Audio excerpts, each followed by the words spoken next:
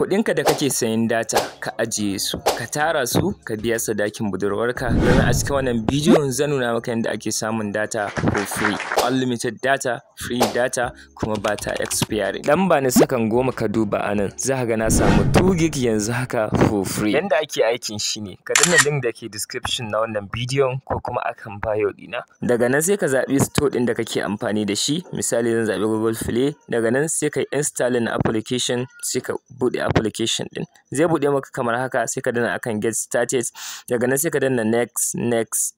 Daga nan ka saka phone number, ka danna akan verify. Za su turo maka OTP, sai ka danna next. Ka saka sunan da kake so, ka danna proceed. Ka saka referral code da ke description na wannan bidiyon. Danna akan continue. Ka ba da permission akan location. Daga nan sai ka danna akan allow. Ka yi ƙasa ka danna akan setting, sai ka danna akan zero data. Zai buɗe maka page kamar haka. Idan ka duba za ka ga cewa kana da balance 0 GB, ma'ana baka da data ko kaɗan. Abin da za ka yi shine za ka yi invite na mutane. Ka danna akan refer friend, za ka ga ainihin referral code naka ya bayyana.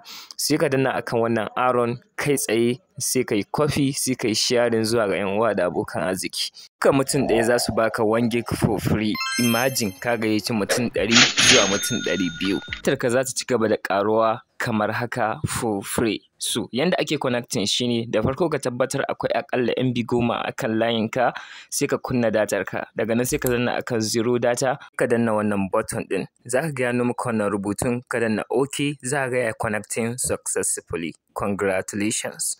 Wait, na kamar baka danna ma wannan bidiyon like ba. Ka daure ka danna masa like, sannan kai following idan baka yi ba. Ka jira bidiyon mu na gaba.